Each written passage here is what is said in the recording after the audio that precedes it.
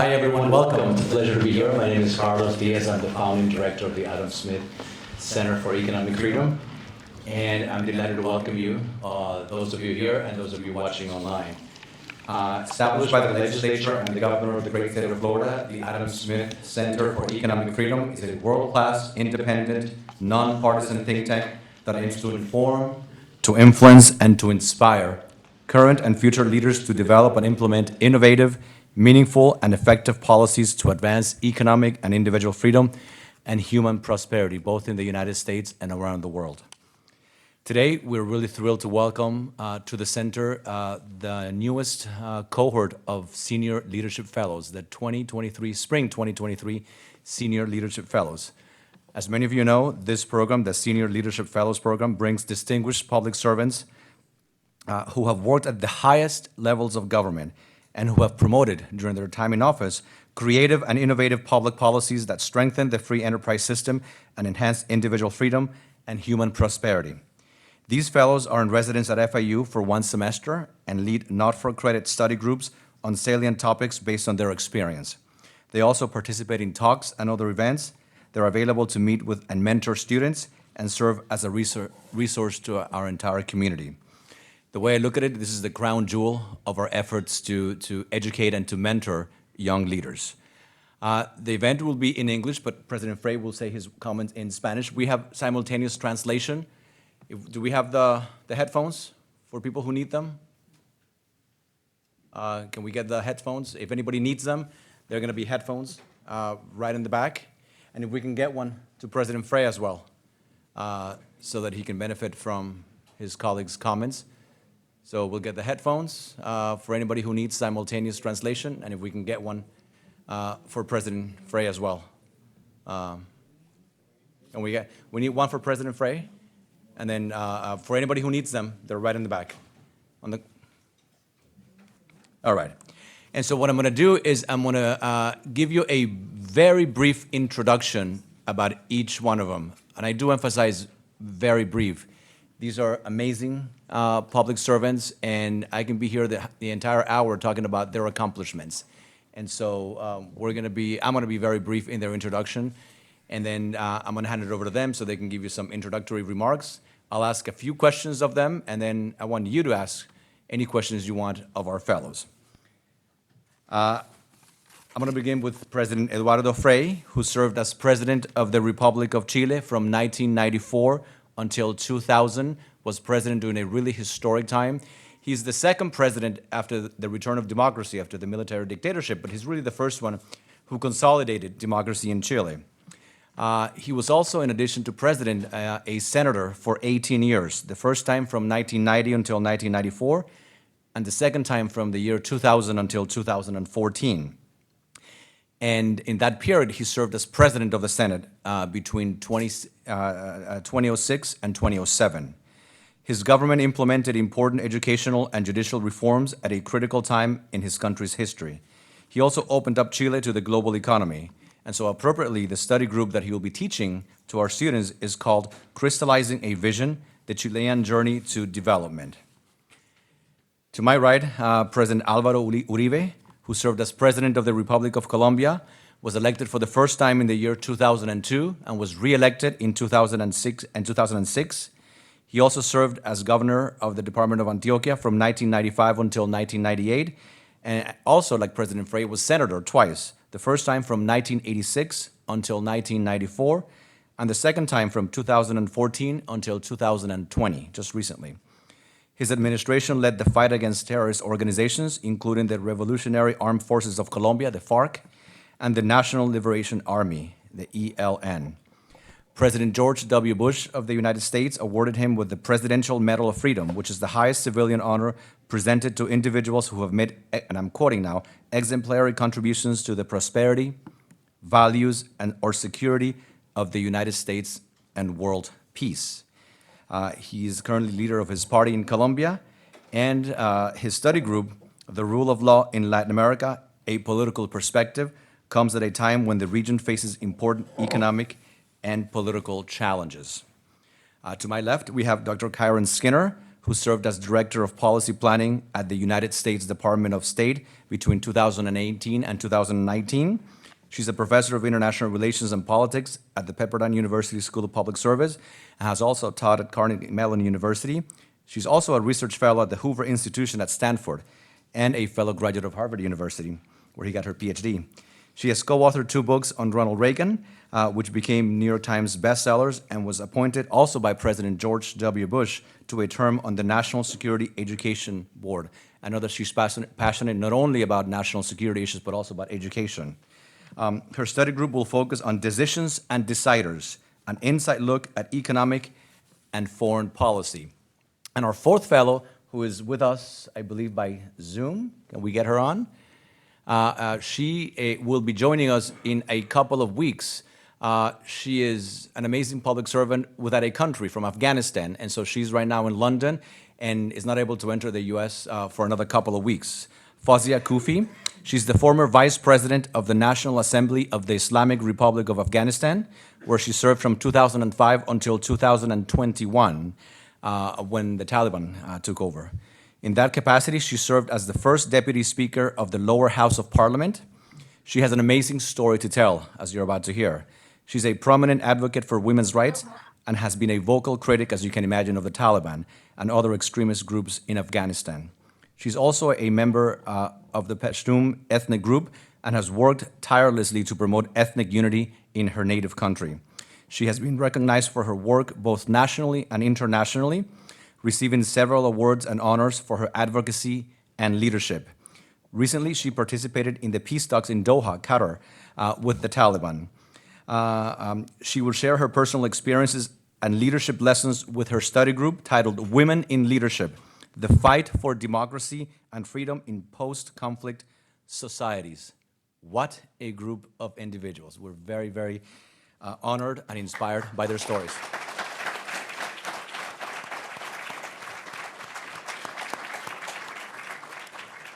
Thank you. So what I'm going to ask now is for each of them to just say a few words, perhaps talk about their study groups, talk about anything they want. And then I'm going to ask each one of them a question about the political realities facing their countries. I'll ask a question about all of them combined. I'll ask them to give a few words of inspiration to the young people here in the audience and watching online. And then I'm going to let the audience ask any questions they want of our amazing fellows. So we'll begin. Let's begin. President Frei. And again, if you need translation, you can get the headphones in the back. Gracias, Carlos. En primer lugar, quiero agradecer la invitación y agradecer esta oportunidad que me da este instituto de estudios, un centro que busca la libertad económica en el mundo, y una de las razones principales también por la cual he querido estar presente es compartir con los estudiantes que van a participar algunos temas que son de interés latinoamericano, que han pasado en Chile, que han pasado en otras naciones latinoamericanas, y por lo tanto, dentro de los módulos que voy a entregar va a estar, por ejemplo, todo el proceso que ha vivido Chile en los últimos 3 años de una nueva constitución, en qué está, en qué situación de avance y de retroceso y cuáles son las alternativas. También quiero explicar cuál ha sido el avance de Chile al adoptar políticas de libre comercio. En los años 90 Chile era un país cerrado al mundo, todo el comercio de Chile estaba entre Estados Unidos, la Unión Europea y Latinoamérica, y a partir de los años 90 cambiamos esa realidad y hoy día estamos en todo el mundo, tenemos tratados de libre comercio con más de 68 países del mundo que representan casi entre el 70 y 80 del PIB mundial y de la población mundial. Por eso hoy día nuestra economía está prácticamente en el comercio exterior.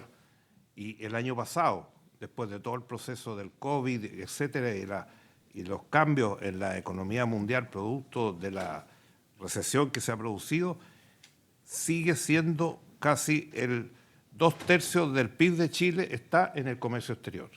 Eso hace 25, 30 años era imposible.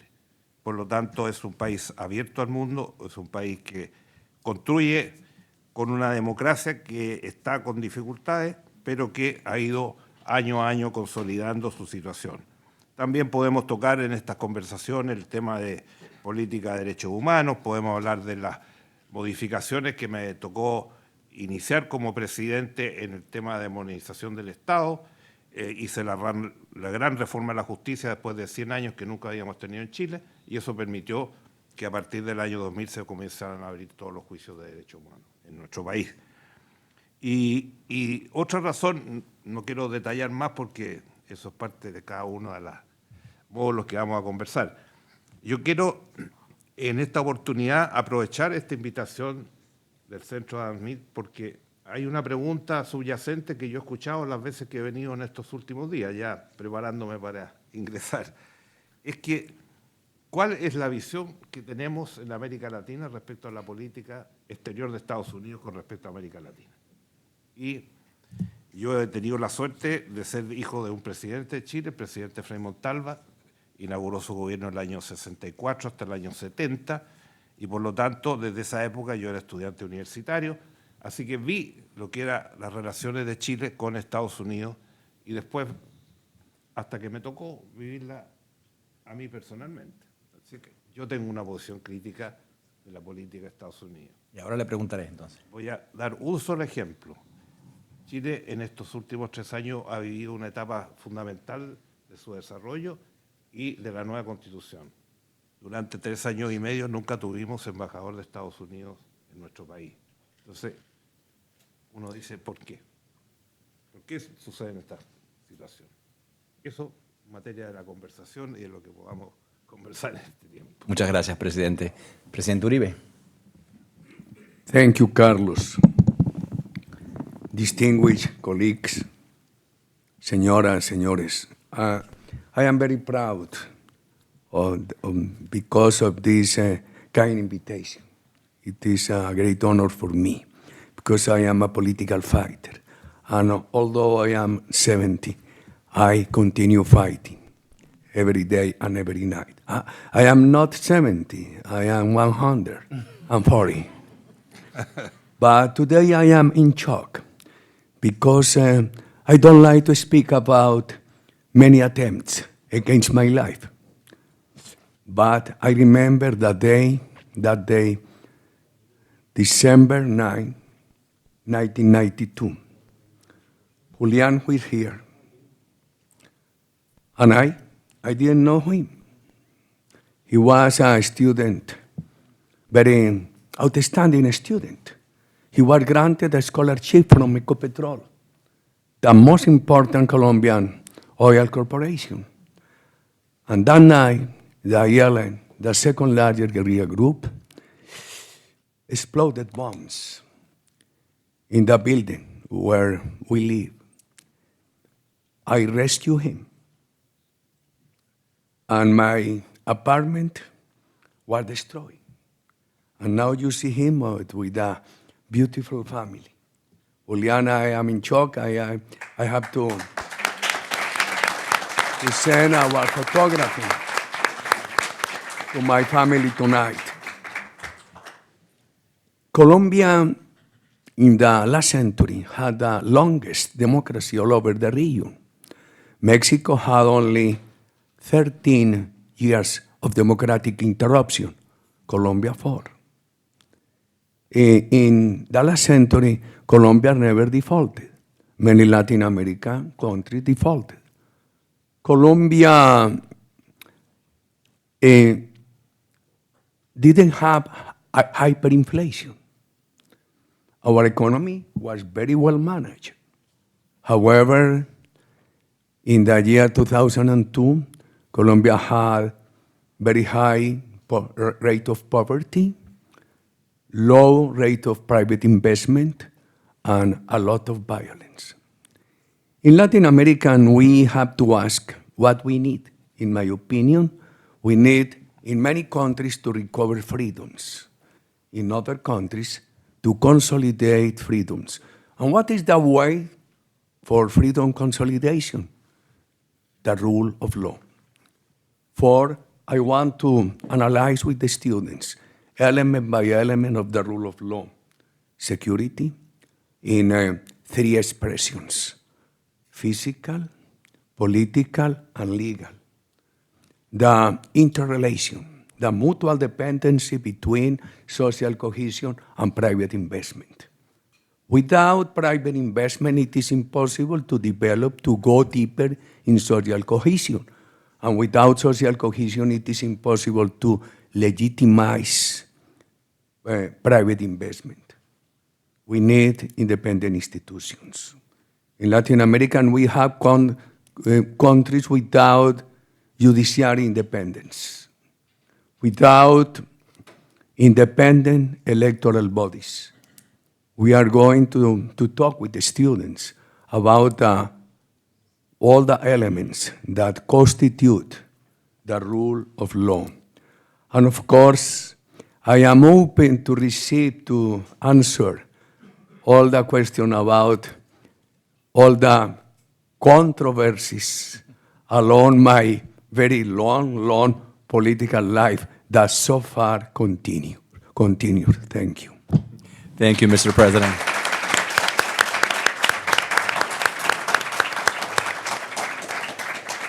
Dr. Skinner? It's so wonderful to be here, Carlos. We served together in the Trump administration, and we lived to tell the story. So I'm just grateful to you for the work you did in Washington and for returning home and coming to FIU to build the center of free thought. There's so few places left in the American Academy where we can talk about freedom. And there's no religious liberty without freedom. There's no racial justice without freedom. There's no social justice without freedom. You can't talk about freedom too much.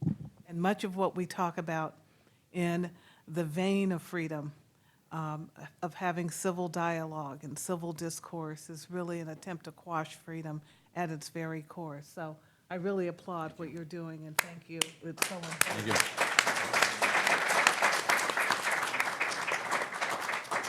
But it's not just important in the United States, it's important worldwide. And although I don't think the mandate of this particular seminar or collection of teachers, as I guess we're called this semester, was to be about Latin America, but there will be a lot of overlap in our conversation about Latin America and Afghanistan and places where freedom is also being challenged.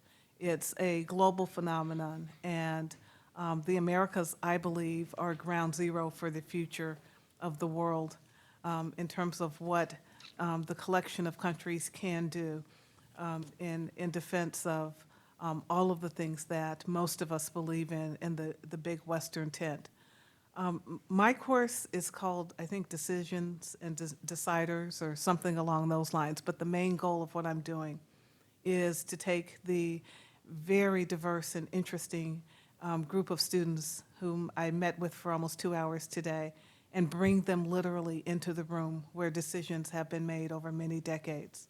So every week they will be introduced to former White House, Defense, State Department, and other officials who worked on foreign and economic policy for this century and some even in earlier periods.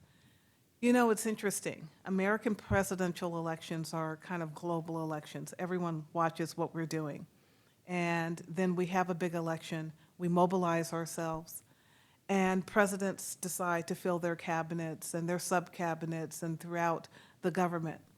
And the people who obtain those jobs they don't look often like the people who campaigned for the president. And my course is really an attempt to correct that problem.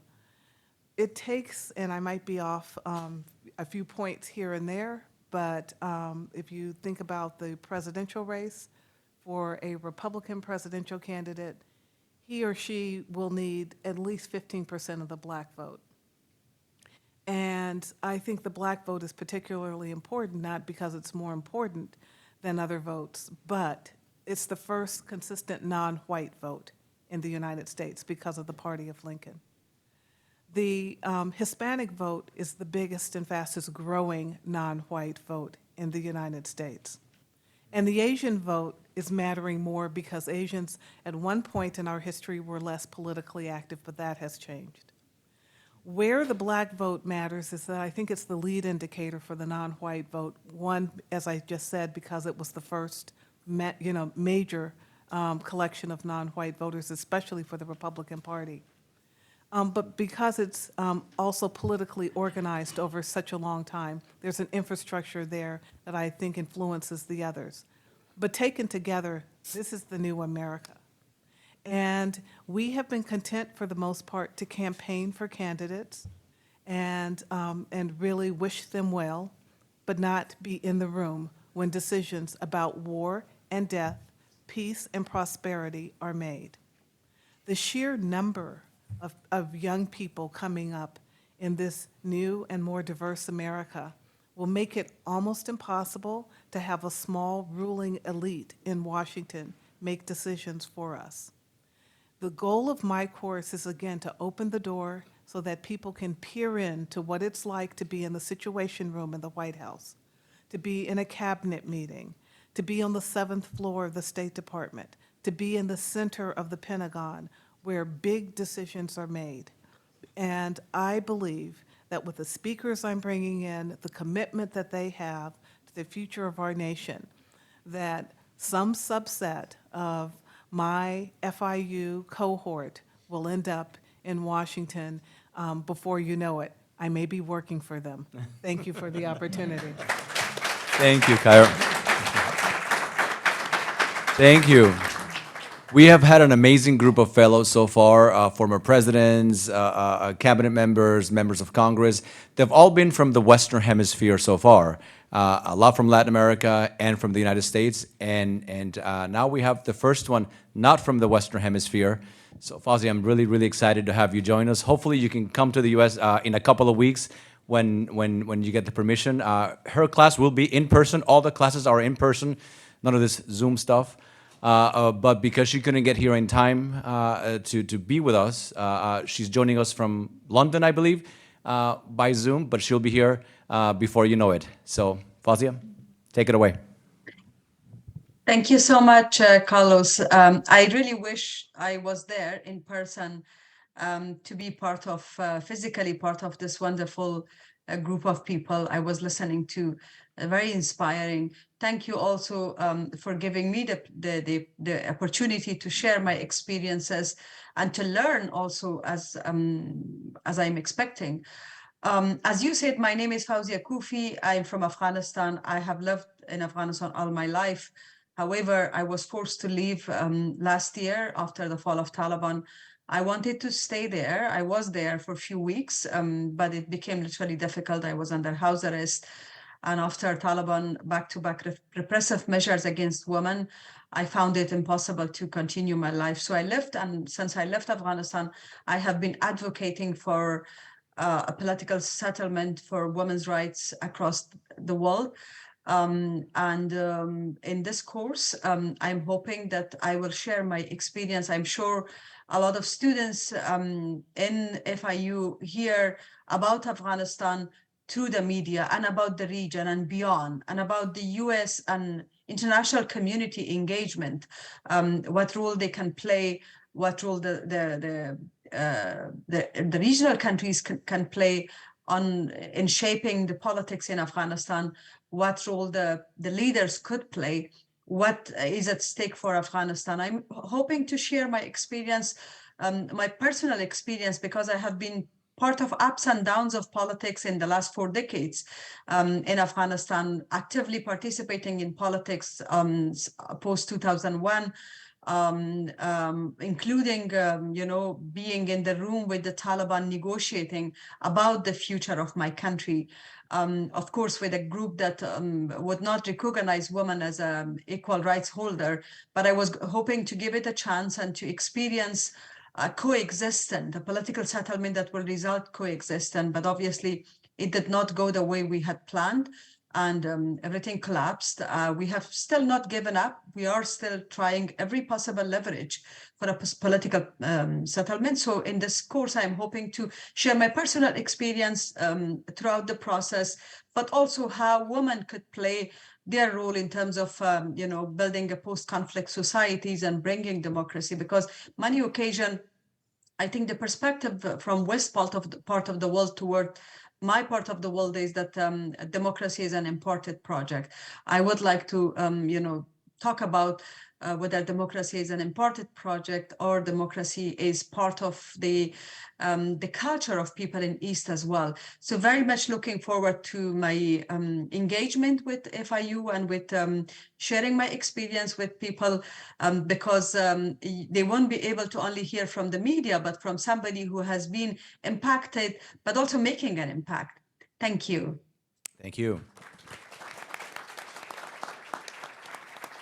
So I want to ask each of you a few questions. And Fawzia, let me begin the questions with you.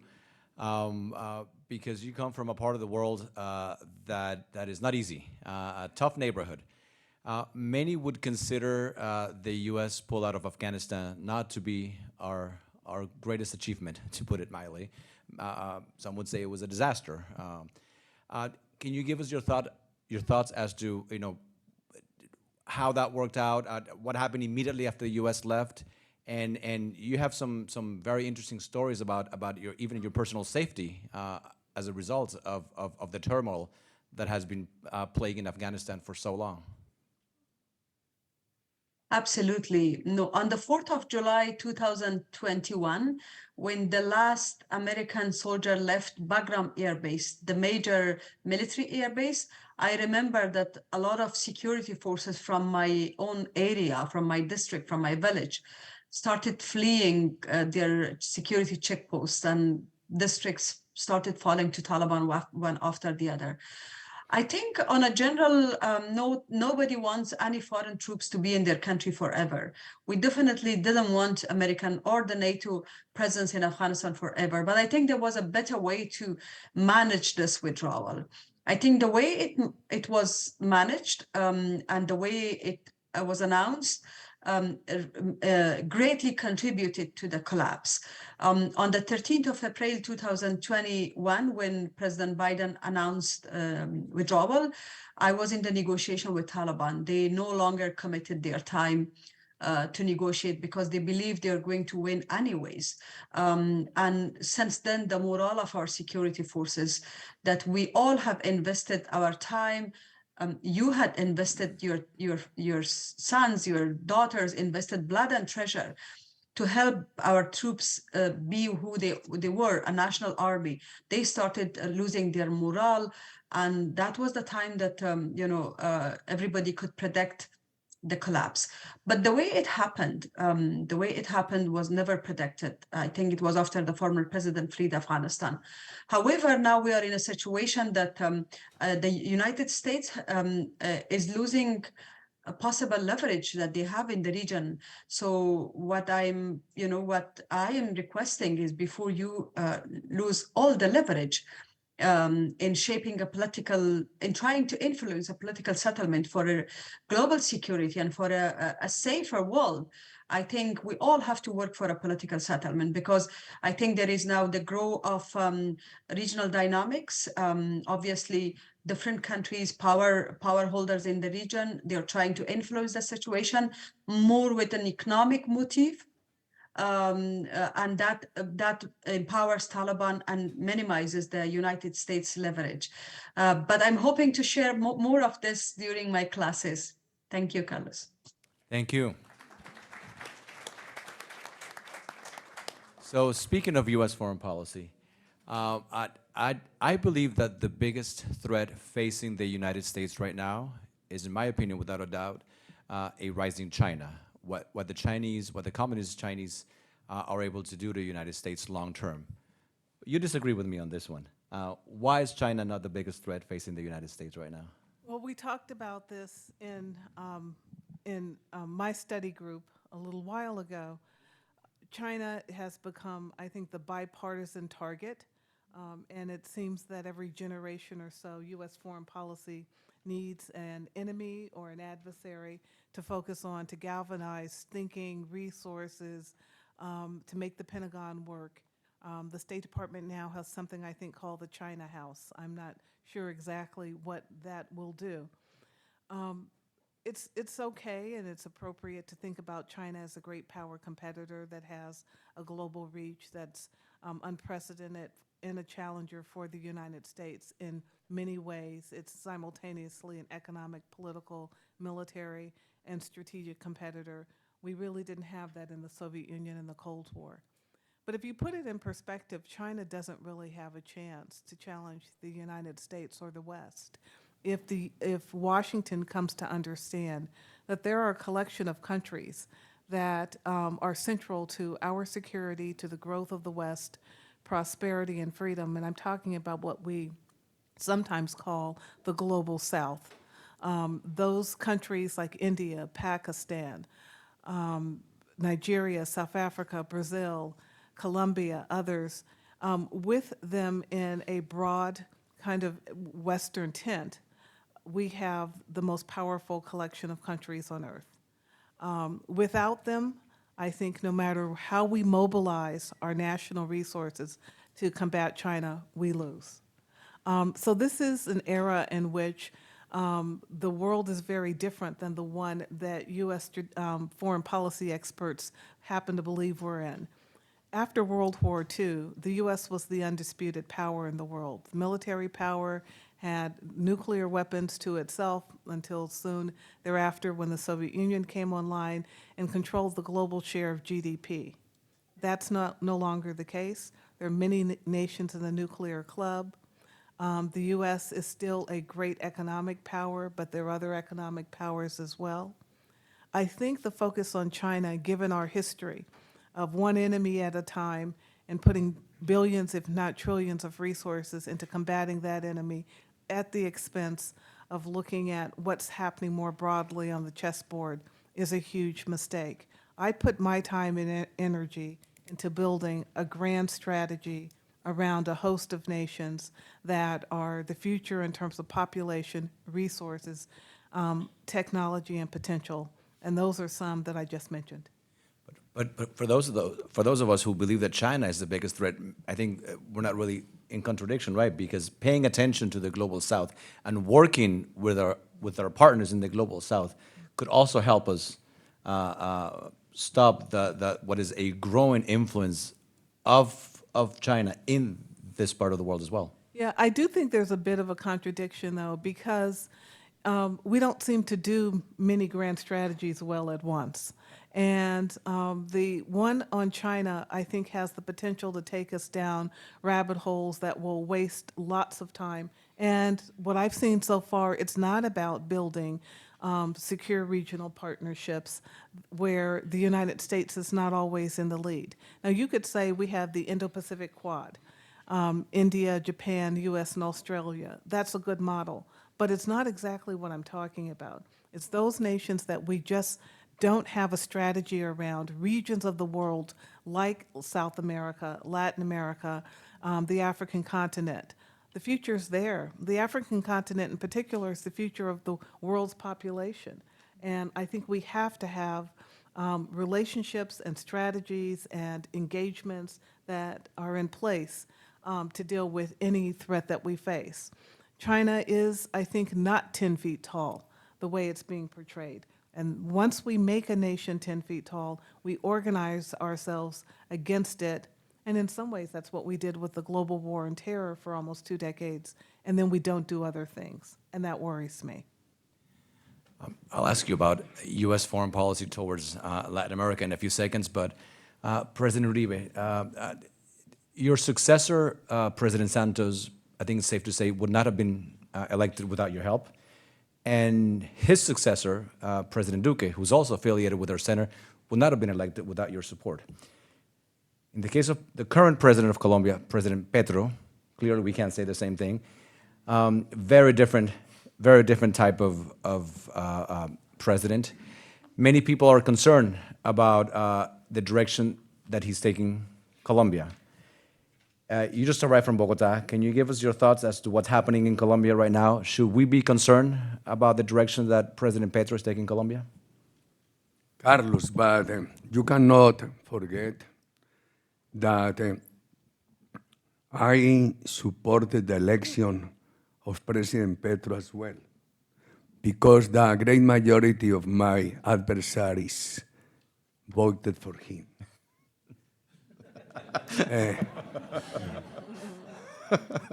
President, my stand on this moment is to be in the opposition, but at the same time to fertilize, to support channel of communications with President Petro. I still keep the hope that the outcomes of President Petro won't be radicals as his speeches have been. Of course, we are concerned because of the tax reform already in place, because of his announcement on pension reform, on health reform. Last Saturday, I made public a paper with all the arguments against the proposed health reform. We are concerned because of the announcement of the labor reform, the size of the government, the trend to eliminate room for the private sector and to fill the room with the expansion of official bureaucracy. However, we are working to build a democratic opposition and to look for the well-being of the country. With all my concerns, with all our concerns, my opposition will continue being an opposition with ideas, with alternatives, with dialogue. In politics, you have to be happy, optimistic every day. I am concerned, but not unhappy. I am worried, but not sad. Therefore, I will continue fighting for the country. We believe in a country with safe country, with private initiative, with social cohesion. At the same time, we believe in an economy of fraternity against the social class hatred. These are some of the ideas leading us.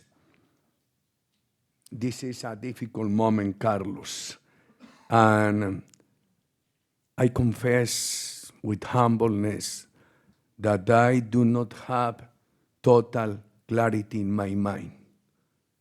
Observing each moment, observing the country, talking to the people, listening to the people day and night, we need to advance in clarifying our mind. And of course, if President Petro could consider that Colombia is very polarized, and if he considers that all of us have a duty to diminish the polarization of our country, the outcome of President Petro could be not as concerning as we see his speeches today. Let me ask you a follow-up question. I tend to look at Latin America from the point of view of U.S. foreign policy towards Latin America. There has been no closest, most loyal partner for the United States in South America than Colombia. Should the United States be concerned about the direction that Petro is taking Colombia? I cannot miss to refer to some of the main points of this bilateral relationship. I receive a lot of help from the United States during my 2 terms as president. I have to recognize that we improved in Colombia. We reduced violence, we increased private investment, we advanced in social cohesion, we reduced poverty. The help of the United States was very important, but the help of the United States, without the determination of our government, of our people, would have been useless. It was useful because there was a combination, the help of the United States and the determination in our government, in our people. My predecessor, President Pastrana, signed Plan Colombia. Every day we have to recognize that this was a great step forward to recover Colombia. And during the financial crisis of the year 28 that began with Lehman Brothers, the United States contributed to the expansion of capital in the IDB. It was very important for Latin America at this moment. Regarding my country, the United States changed totally this policy with the support to the peace agreement with FARC. I will give my metrics to explain to the students my point of view against this agreement, because it was an agreement of submission to FARC, not a peace agreement. At this moment, I see that the United States has in Latin America some challenges. It's a negotiation with the government of Venezuela. How will the negotiation impact Venezuela? How will the United States and the democratic world as a whole work to have in Venezuela truly democratic elections, transparent elections? It is a very big challenge at this moment. And I don't know what the United States, what will be its approach in the coming years to our country. I cannot say anything at this moment, Carlos. We have to wait. But there's hope. Concern. This is within my basket of concerns. Colombia has been a model of democracy for many decades, and with the exception of the military dictatorship, Chile has also been an important model of democracy. Since the end of the dictatorship in the early 1990s, Chile has had governments on the center-left, governments on the center-right, and they've all advanced democracies and promoted policies that promoted the free market. It really is a model for how to use trade and investment to grow the economy in a way that is really the envy of all of Latin America. Yet recently we saw Chileans vote massively to reject a constitution that wanted to do away with that system. Not just details, but the entire system. And you were very brave in speaking out against that constitution, which I think most of us who have read, I've read part of it, not the whole thing, but the parts that I've read, I think it's a horrendous document. And the people of Chile who wanted a new constitution went out and voted overwhelmingly against this particular constitution. We saw prior to that riots in the streets in a way that we hadn't really seen in modern Chilean history. What's happening in Chile? Same question that I asked President Uribe. Should we be concerned about President Boric and what he's doing to Chile and its system? Bueno, no es fácil de explicar, pero vamos a intentar. Vamos. En 5 minutos o menos. 5 minutos. Yo creo que el principal problema de América Latina en los últimos 30, 40 años es la crisis política. Los partidos han ido perdiendo su poder frente a la ciudadanía. El desprestigio de la política es absoluto. Usted ve las encuestas de cualquier país de Latinoamérica y están las Fuerzas Armadas, están los bomberos, están la iglesia, y al final de la lista vienen los partidos políticos y los congresos. En el caso de Chile, creo que suma menos de 10 puntos de aprobación. Entonces, la crisis de la democracia se sostiene en las instituciones, en los partidos políticos, que son capaces de conducir, que son capaces de alinear a los países frente a grandes proyectos de futuro. Y eso no se está dando en América Latina. Y eso, lógicamente, lo han aprovechado ciertas ideologías para llevar la violencia, llevar la situación a los límites que no se puede tolerar, y eso ha pasado en todos nuestros países de una u otra manera. En el caso de Chile, después que terminó la dictadura, tuvimos una coalición de partidos que estuvo prácticamente 30 años en el poder.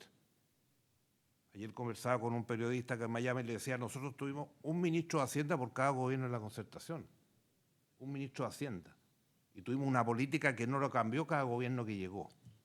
El gran problema que tenemos hoy en Chile es que llegó un gobierno que ellos llaman refundacional, que rechazan la historia de Chile y quieren construir una nueva historia. Y los países que construyen una historia distinta, lógicamente mejorada, avanzada, de acuerdo a las nuevas realidades, tiene que basarse en lo que ha sido la historia. Si uno quiere desconocer la historia y quiere construir una historia nueva para construir el futuro, está perdido y va a tropezar siempre con la misma piedra. Y eso es lo que ha pasado.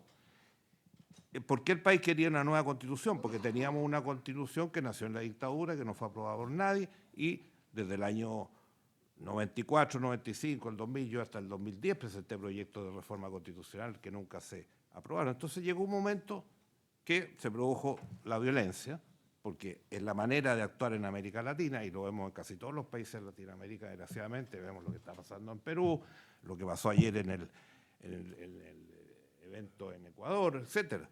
Entonces dice uno, ¿por qué camino avanzamos?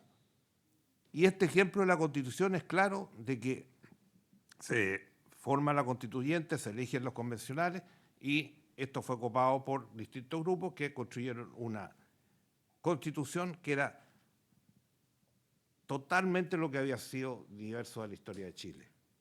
Eliminaron los poderes del Estado, suprimieron el poder judicial, quisieron crear un sistema regional que no funcionaba, quisieron todos los símbolos patrios querían suprimirlo. Para más que contar, cuando vino el plebiscito para aprobar o rechazar esta Constitución, los pueblos originarios, que se suponían eran los grandes beneficiarios de la nueva Constitución, el 75% de los pueblos originarios votaron en contra, porque veían sus derechos totalmente peligrando frente a esta nueva realidad. Entonces, en el apruebo de hacer una nueva Constitución tuvo 70 y tantos %. Pero después, en el proceso constituyente, hicieron una Constitución que tenía como 500 artículos. Era como un árbol de Pascua o como una lista de supermercados que se iba a construir nunca. Y la gente comenzó a perder la confianza y, a mi juicio, más que criticar a las personas, porque aquí en general en América Latina somos muy buenos para criticar a las personas con nombre y apellido, a los partidos, yo creo que uno tiene que tener respeto por la gente que se dedica al servicio público, porque es muy difícil hacerlo. Yo trabajé 20 años en una empresa privada y después me dediqué al servicio público.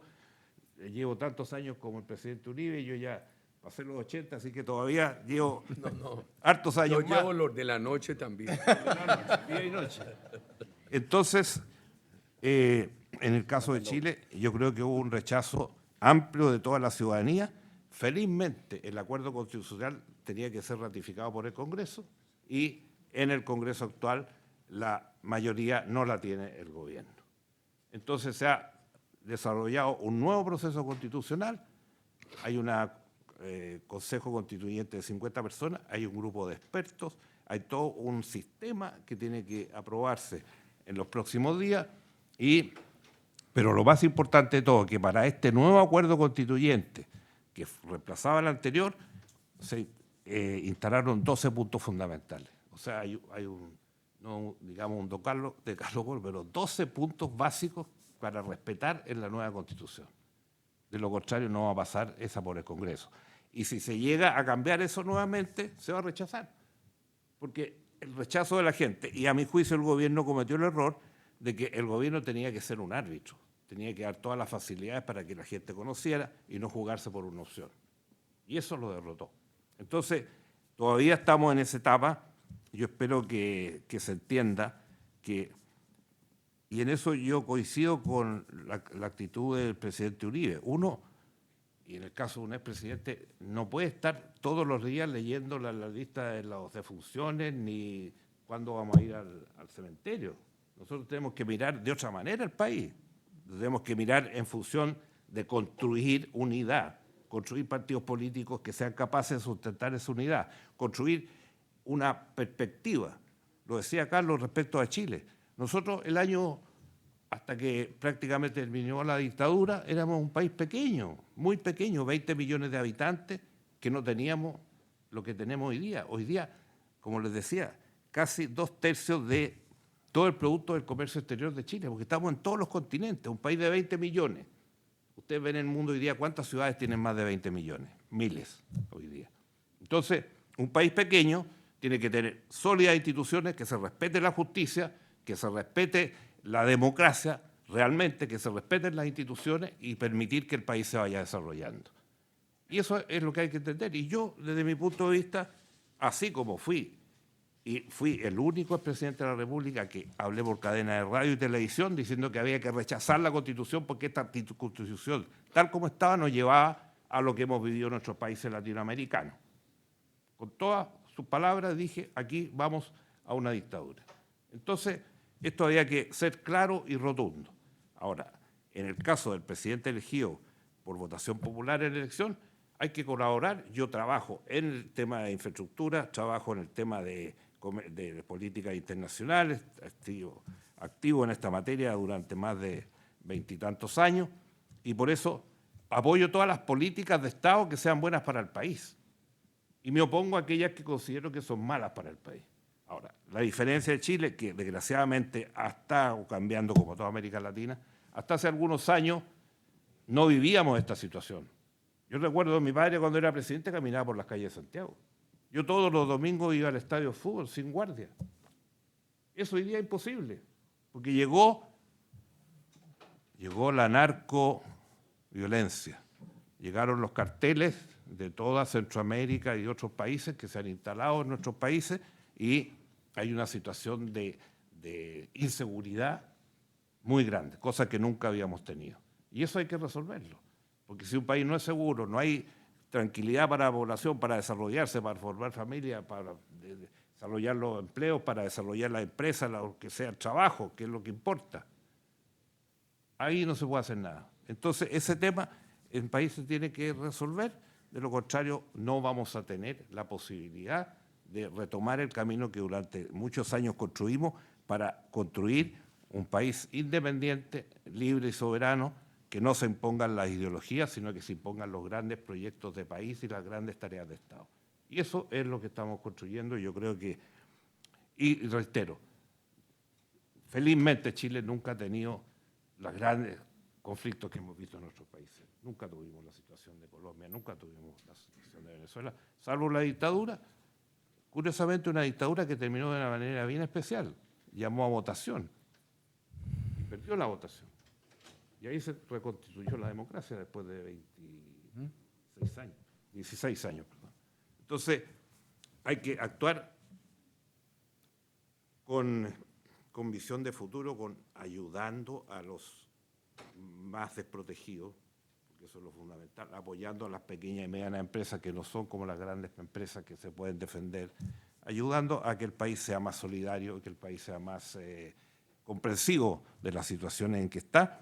Y, reitero, si no hay partidos políticos, no hay instituciones democráticas que funcionan, no hay democracia.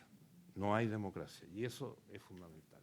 Thank you. I want to retake the conversation we had about foreign policy and ask the three fellows here in the room the same question and a version of that question to Fawzia. One of the things that we hear when we invite former presidents, current presidents, policymakers from Latin America, we hear one common denominator, and that is that the United States for too long has ignored Latin America as a region, and that it's paying the price for ignoring Latin America as a region for forever, really. One region of the world that the United States has not really ignored is the Middle East, and not just the Middle East, but what is under the jurisdiction of the Central Command, which includes not just the Middle East, but broader, including, of course, Afghanistan and other parts of this very difficult neighborhood. And so I want to ask to the people here, the fellows here in the room, what can the U.S. do to really change that and begin to pay more attention to our own Western Hemisphere? And to Fawzia, because you come from a part of the world that the United States has not ignored, where there have been a lot of attention paid to to your neighborhood.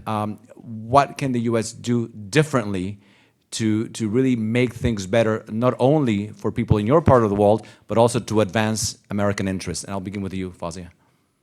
What should we do differently in Afghanistan and the broader neighborhood? We know that there is a rise of different regional powers in Asia and Central Asia and Middle East. You mentioned of China. Obviously, I guess China is benefiting mostly from the current crisis of Afghanistan, and also, I guess, with the conflict and war in Ukraine as well. They are slowly expanding their economic ties in Central Asia and South Asia, and I think that is, as I said before, minimizing the maneuvering power and the leverage the United States could have potentially for any future engagement with Afghanistan. I think what could be done differently in Afghanistan, because I know I'm often asked this question, that the United States was in Afghanistan militarily for 20 years, the NATO was there, there is no point in re-engaging while that was kind of a failed outcome. I think things could have been avoided and the failure could have been avoided. We could do things differently.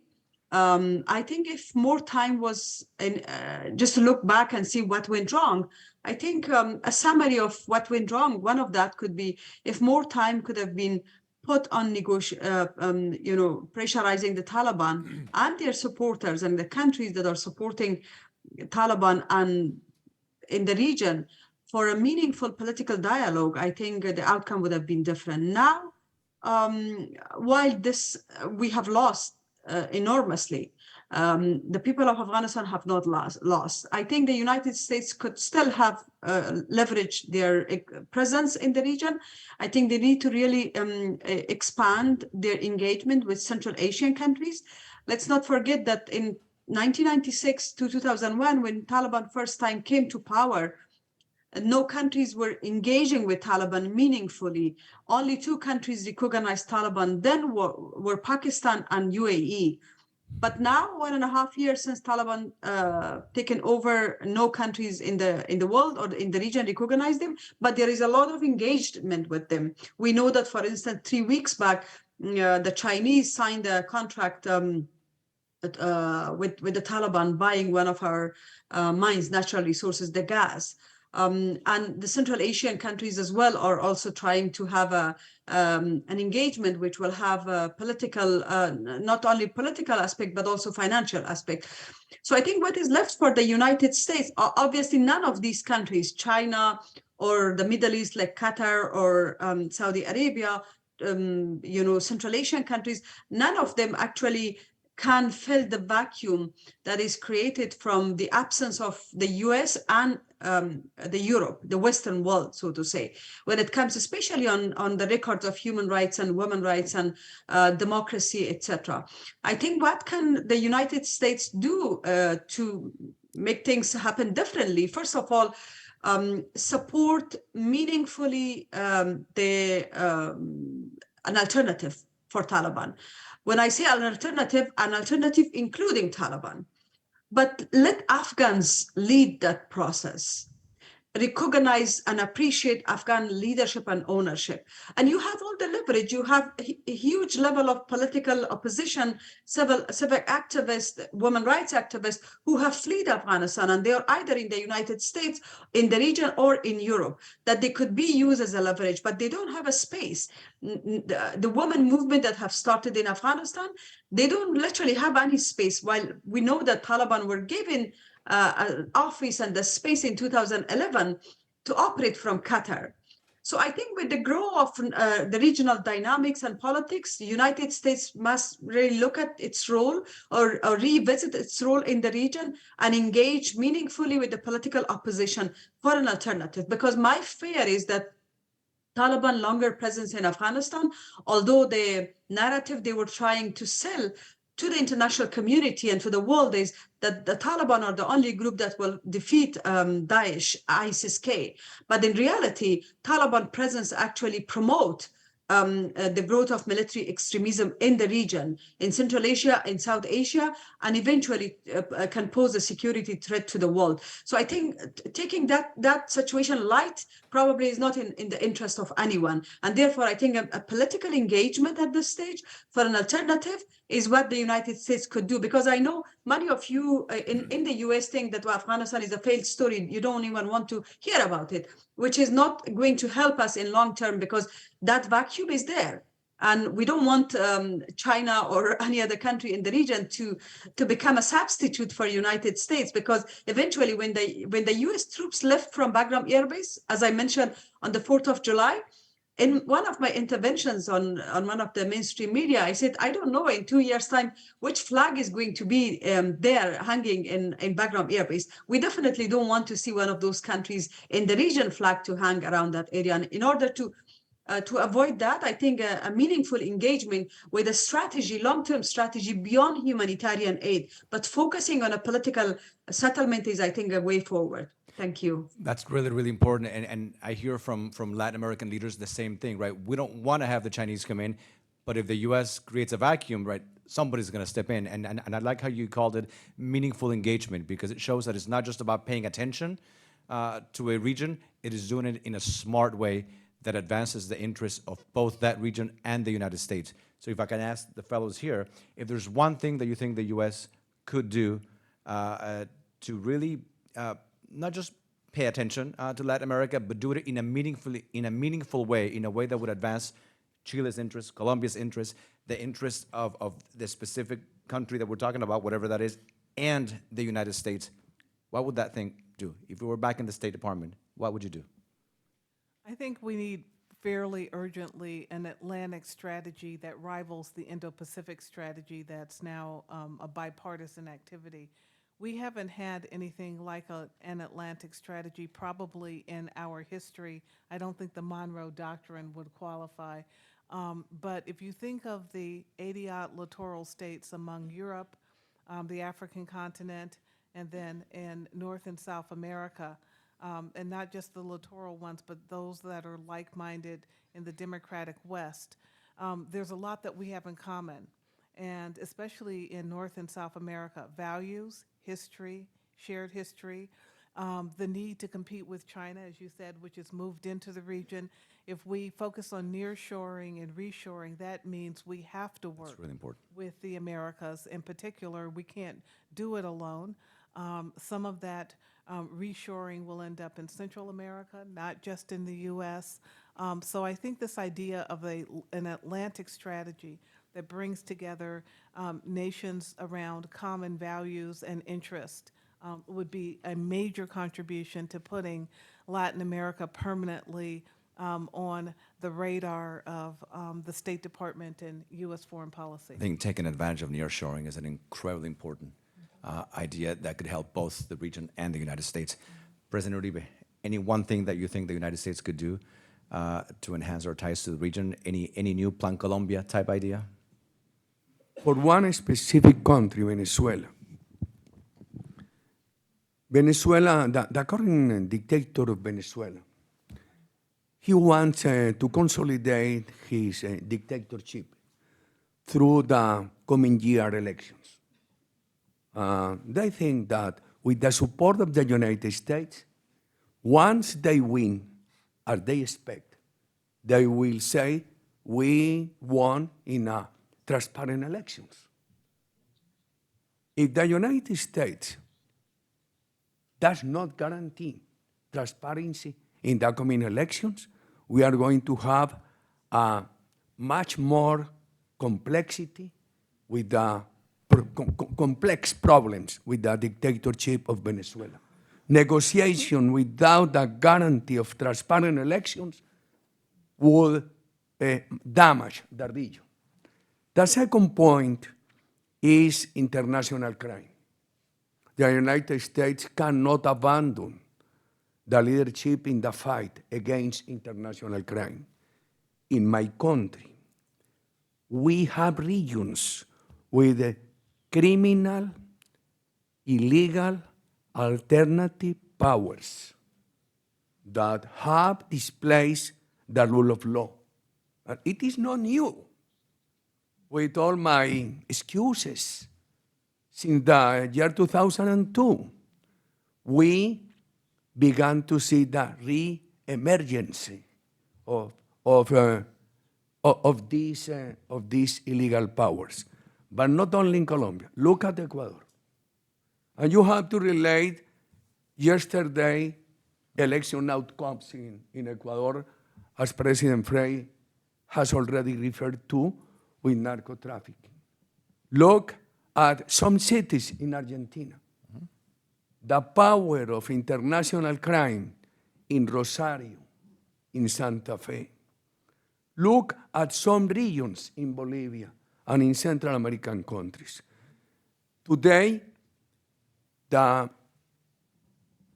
illegal powers are a much more hard problem.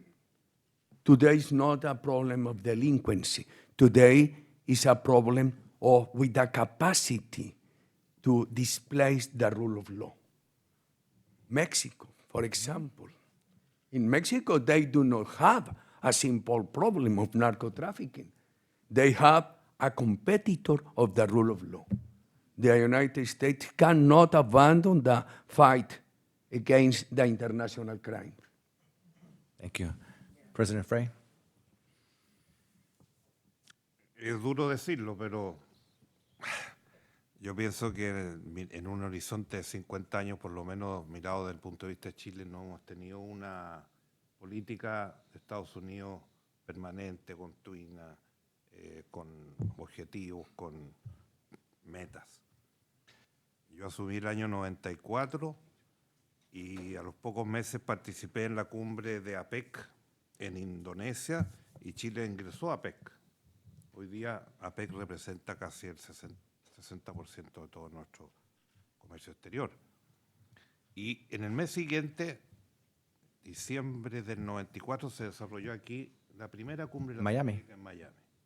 Y Chile fue invitado por Estados Unidos, Canadá y México y ser el cuarto socio del Tratado de Libre Comercio. 94. El Congreso de Estados Unidos lo tuvo detenido hasta el año 2004, donde se reinició.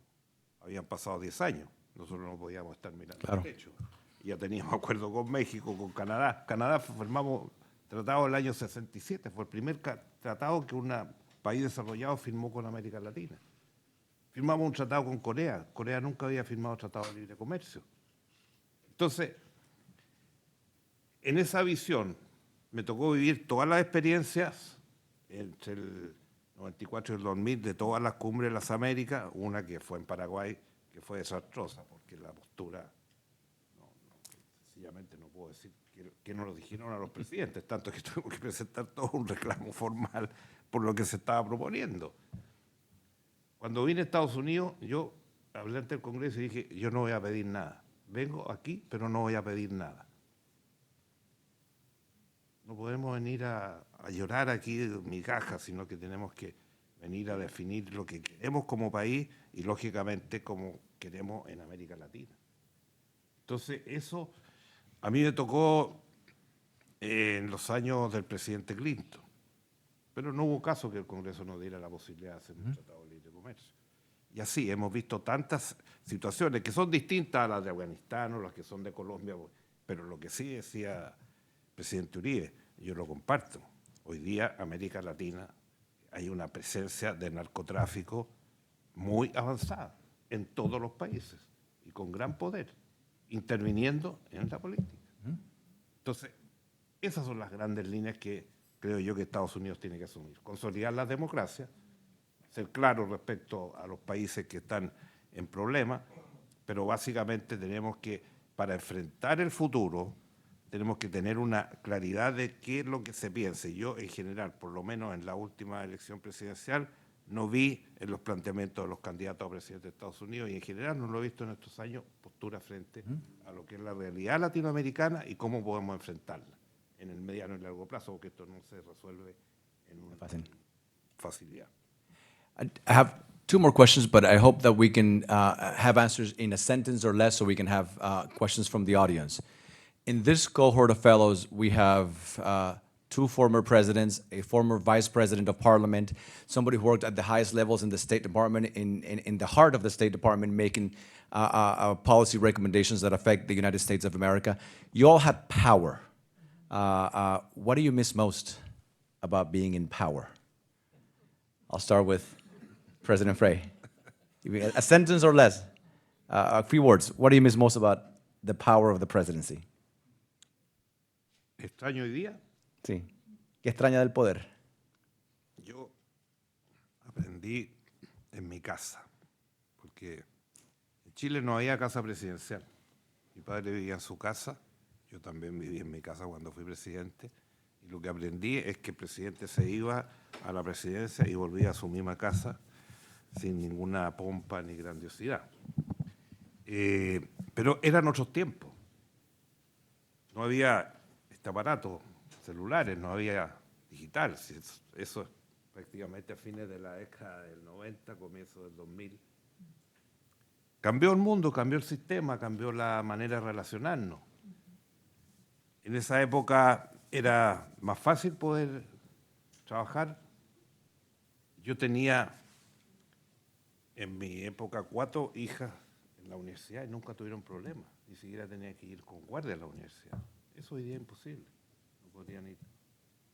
Entonces, el poder tiene un sentido para algunos que es mirarlo de una manera negativa.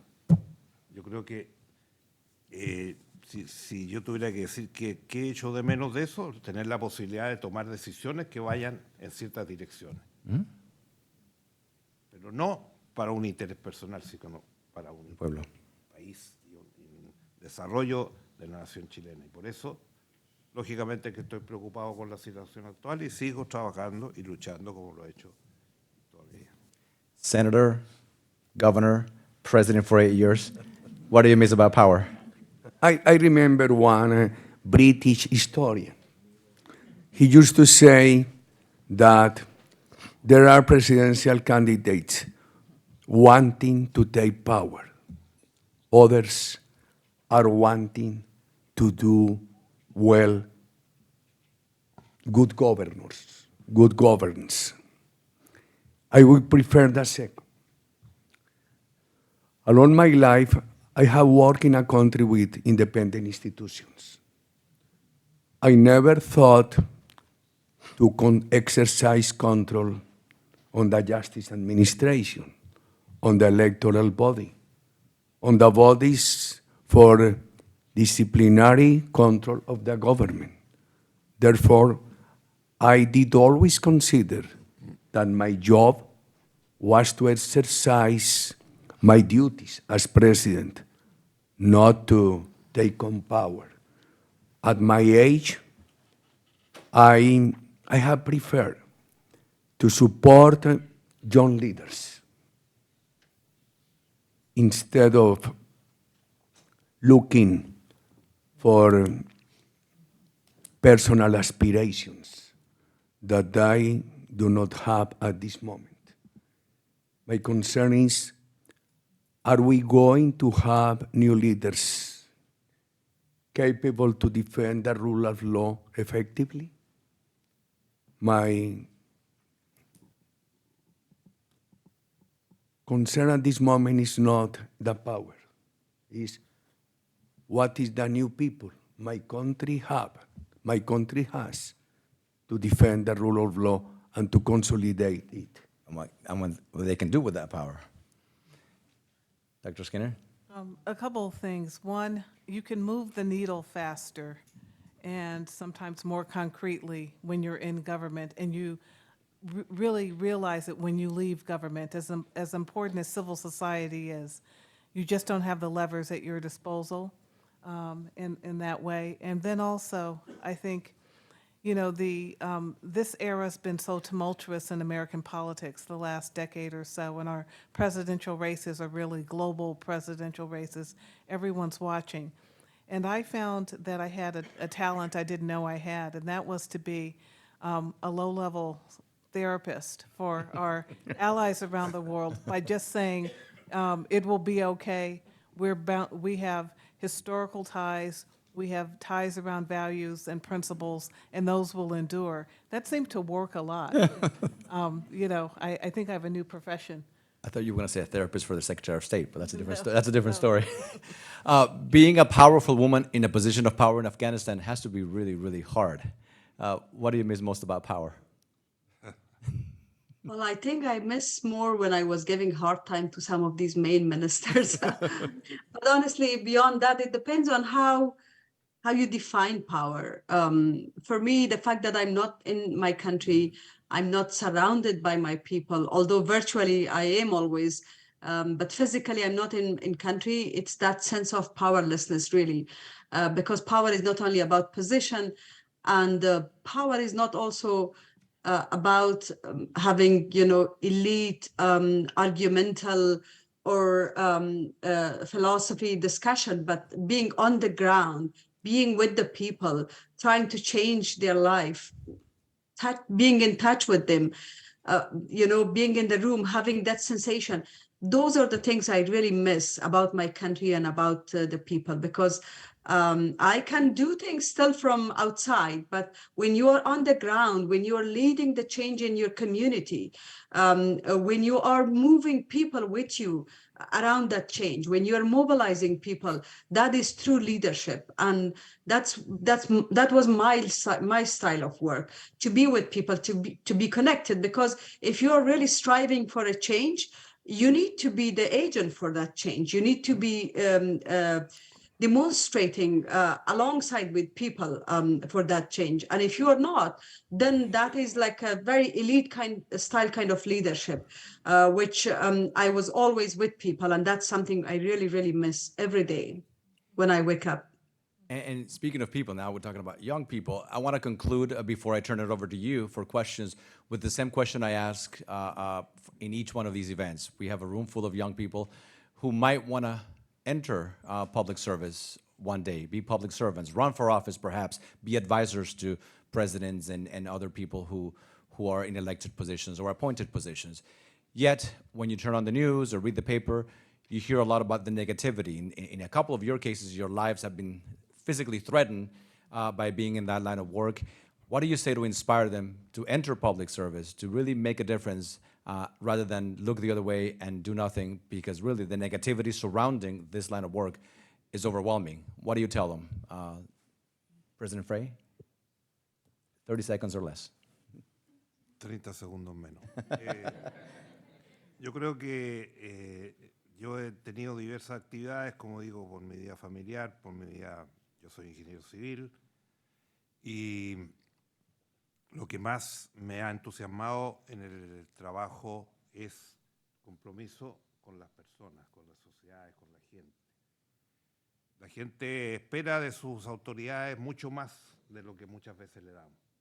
Entonces, la persona que le gustaría participar en una actividad política tiene que siempre pensar en que es su servicio a los demás.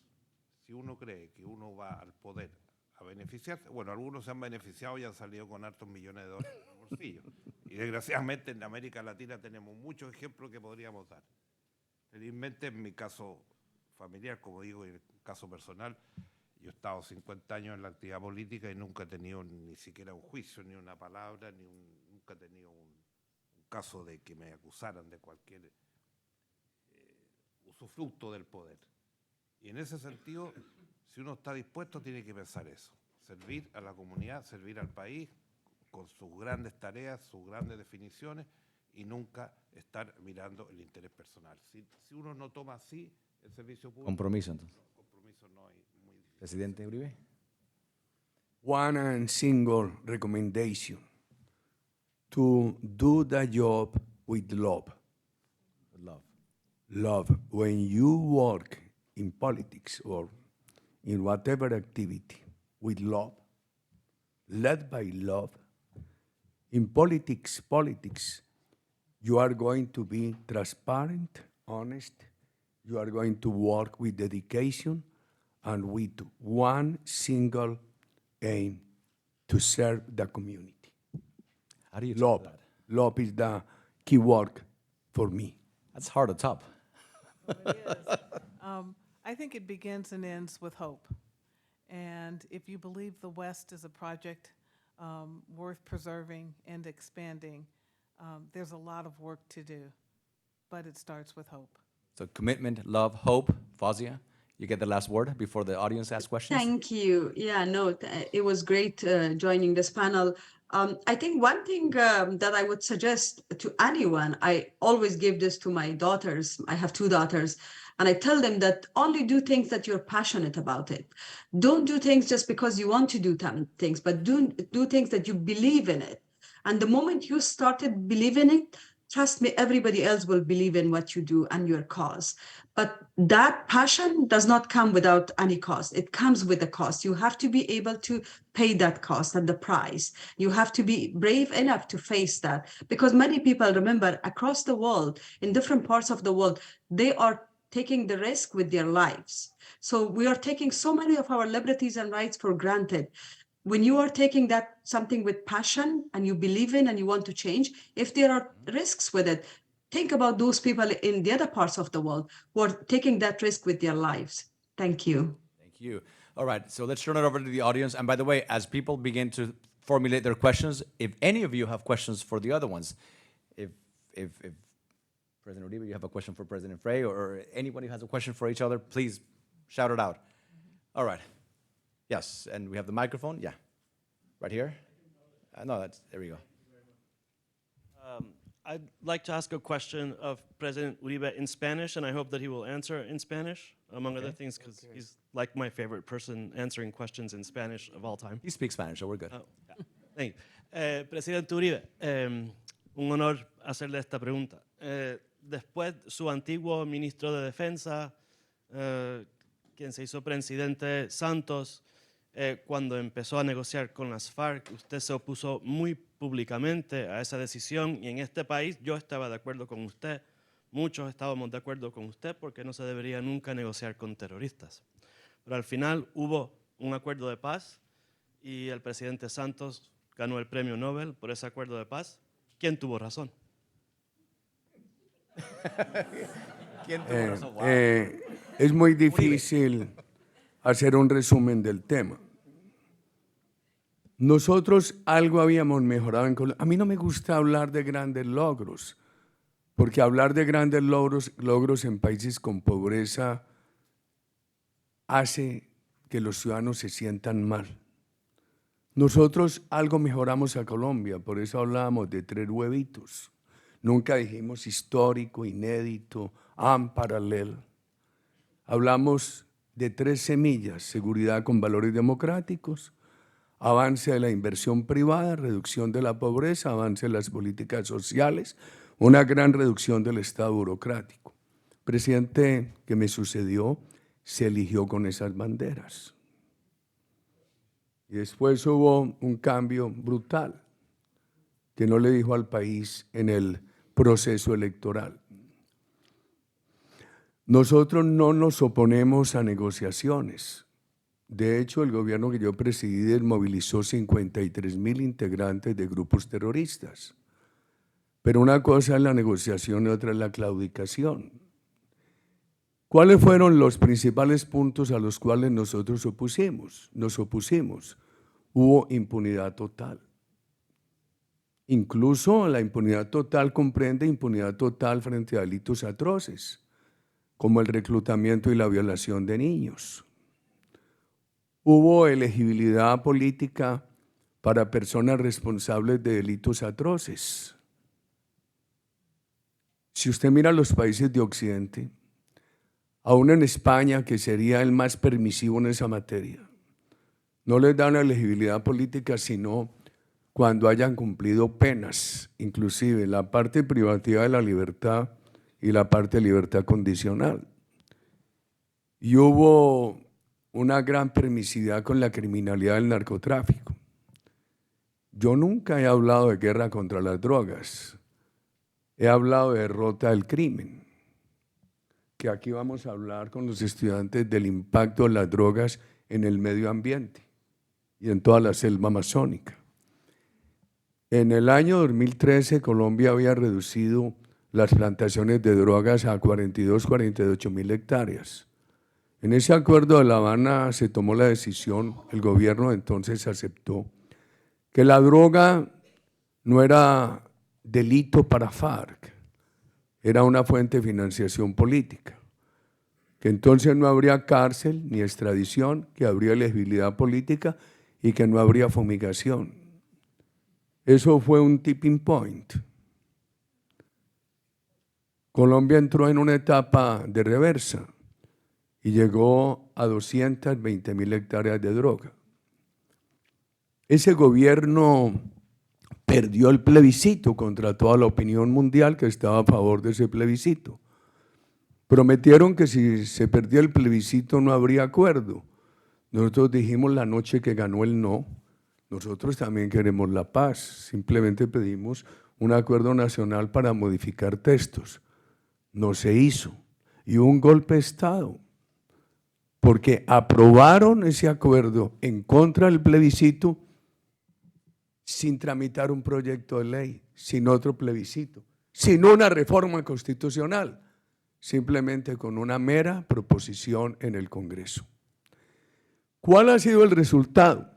Si el actual gobierno dirigido por el presidente Petro está proponiendo la paz total, si ese acuerdo de paz de Santos hubiera resultado, no habría necesidad de hacerlo. Pero el acuerdo de paz de Santos produjo muchos más delincuentes de los que desmovilizó. Ahí están las cuentas, queridos amigos. Entonces, a mí me reclaman muchos colombianos, me dicen, Uribe, votamos por el no, ¿y ustedes qué hicieron? Hicimos lo que la Constitución nos permitía. Nosotros no podíamos subvertir el orden constitucional y elegimos un presidente joven, el más inteligente, el más preparado para cambiar esos acuerdos. No se dio. Usted queda al menos, ¿cómo le digo? No le voy a decir que acepte mi respuesta. Tampoco le voy a decir que le parezca buena. Pero he tratado de tener toda la sinceridad con usted. Hace poco, en una cita universitaria en Valencia, España, dije, ese acuerdo tuvo malos consejeros. En mi concepto no se puede hacer acuerdos de paz con grupos terroristas cuando los mediadores tienen la misma orientación ideológica de los grupos terroristas.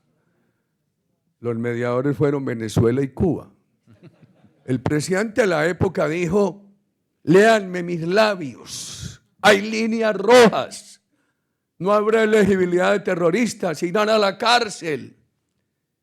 Todas esas líneas rojas se violaron. Yo de pronto, hombre, uno cuando está en la etapa política con espíritu democrático, no siempre piensa mal. Por eso por ahí en Valencia, España, dije, ¿será que los mediadores sesgados fueron los que influyeron para que se rompieran, se violaran las líneas rojas? Pero hizo mucho daño. No, yo no estoy en desacuerdo en que se negocie con el ELN. Habrá una impunidad total que dé mal ejemplo. Es que el problema de la impunidad total no es capricho. El problema de la impunidad total es que impacta la psicología colectiva. Produce una actitud de desprecio por la ley, por el orden. Difícil tema, querido amigo. Uribe, ¿qué hiciste? Ayudar a elegir un presidente joven que cambiara eso. Yo no goberné.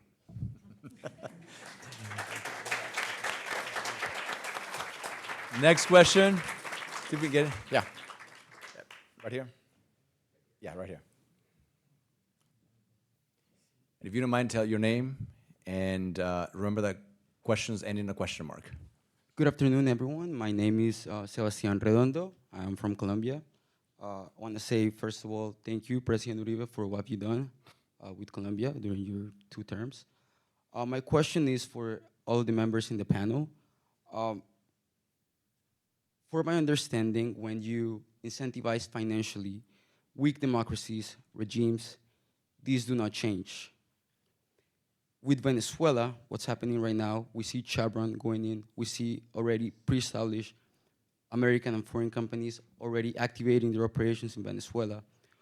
Will this legitimize the power of Nicolas Maduro and its regime? And will this apply for Afghanistan and other weak democracies and regimes? Thank you so much. Anybody? Shout it out. Presidente? In my opinion, Venezuela has two economies at this moment. The formal economy and the informal illegal economy. The formal economy has come down from $500 million, 500 billones de dólares, $500 billion, down to in between 60 and 100. But on the other side, the illegal economy seems to bring prosperity to a country because of narco trafficking, corruption, illegal mining, and one point that I want to discuss in this university, remittances. I have not the numbers of remittances for the year 2022, but in accordance with the report of the World Bank, in the year 2021, Latin America received $150 billion in remittances. Venezuela, roughly speaking, 8 billion. It is a lot of money. My question is not the fact of remittances. My question is, what is the democratic compensation for remittances? This country sends remittances to Cuba, to Venezuela, to Nicaragua. And instead of recovering democracy, those countries consolidate dictators. Therefore, you ask for the reactivation of USA corporations, of their activities in Venezuela. This is one problem, without democratic compensation. And the other problem is the coming elections. Will the United States require and supervise that in the coming elections there will be true transparency in Venezuela? It is a great challenge for this country. Anybody else want to weigh in? No? All right. If not, we'll go to the next question. Yes, back there.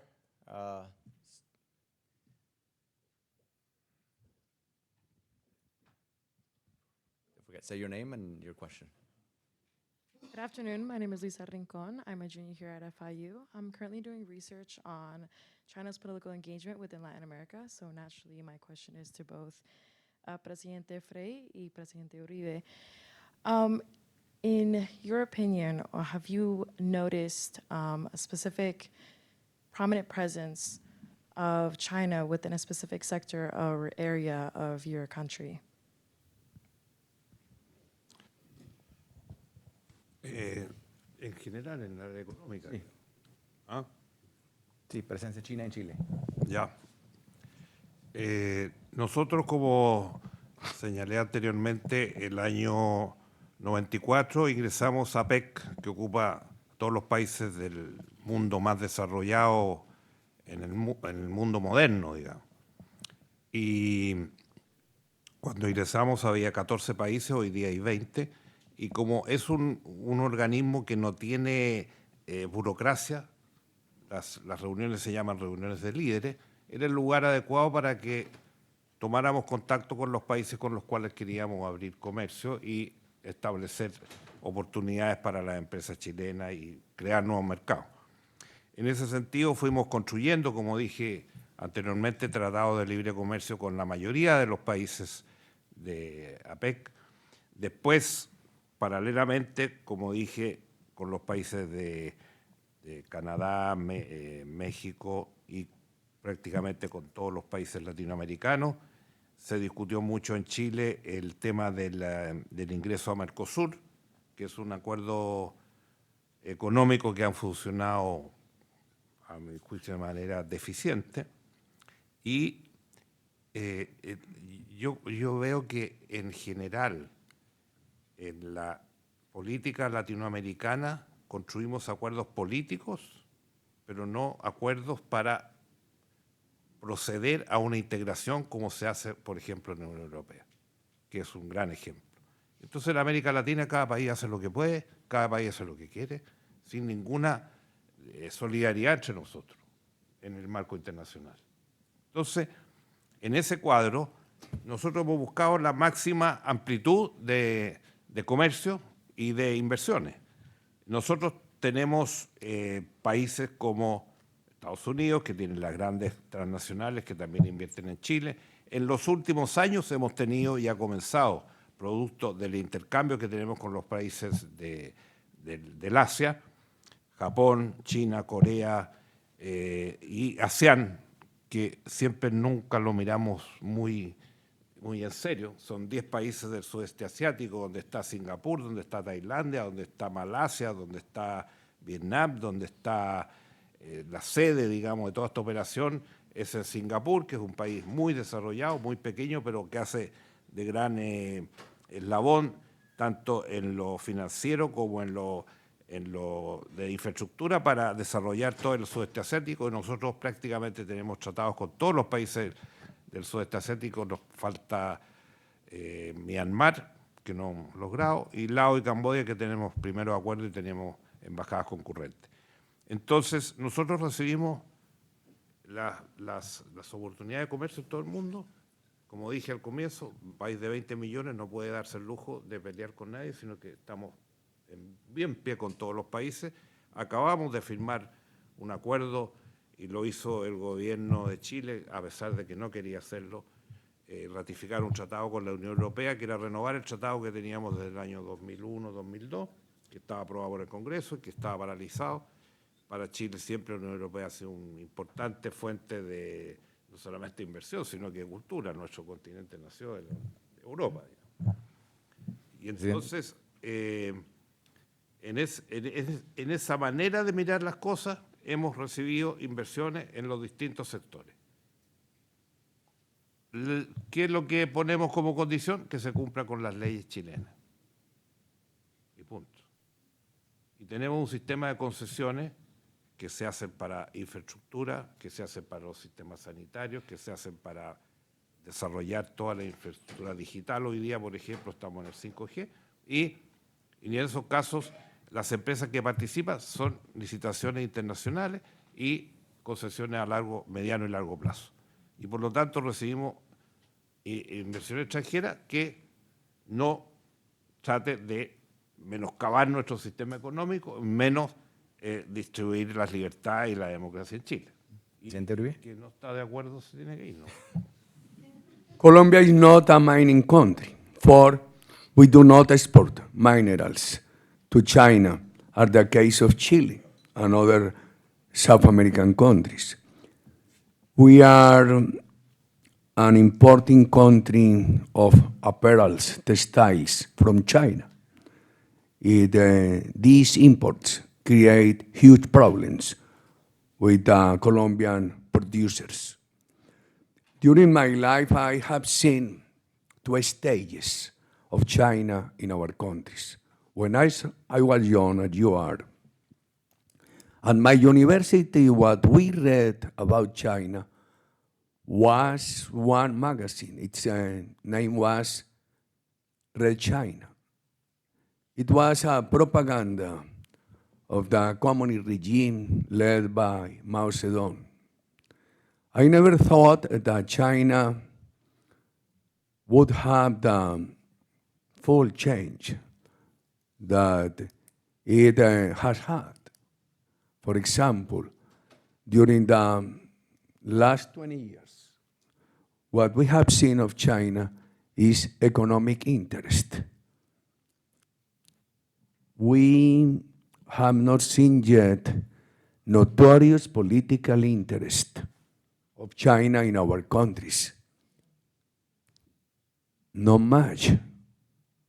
But there are some expressions, and I prefer that China reduces its participation in our country for economic terms in accordance with our legislations, as President Frei has said to us. In Colombia, they have public contracts for public works assigned in open bids by different levels of government under the Colombian legislation.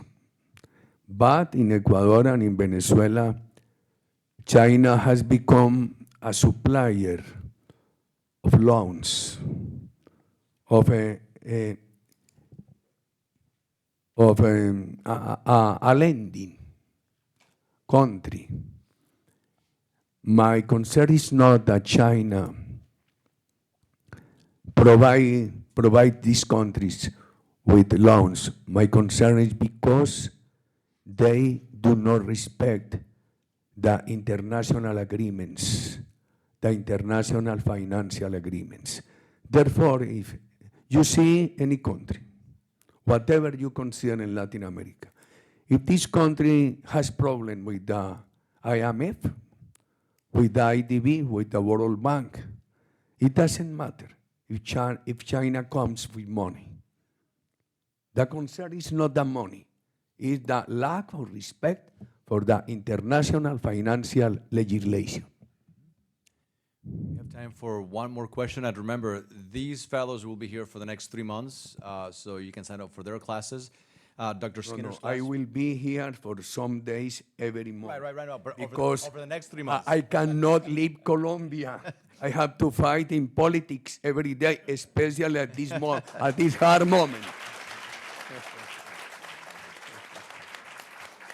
But their classes will be over the next 3 months. Colombians don't not allow me to come here in vacation. No. Dr. Skinner's class began today.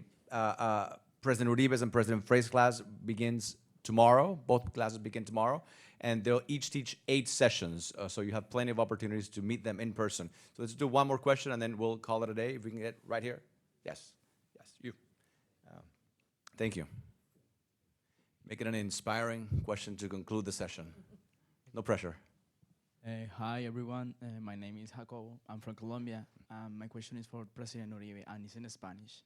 First of all, thank you, President Uribe, for fighting against communism and socialism. My question is,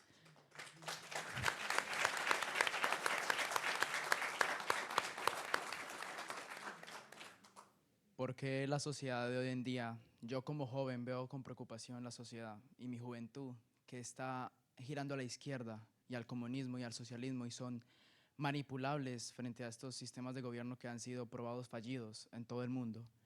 Mi pregunta es, ¿por qué la sociedad hoy en día es tan manipulable y no tiene conciencia sobre el trabajo que usted hizo en Colombia? Porque, en mi opinión, usted es el mejor presidente que ha tenido la historia republicana de Colombia.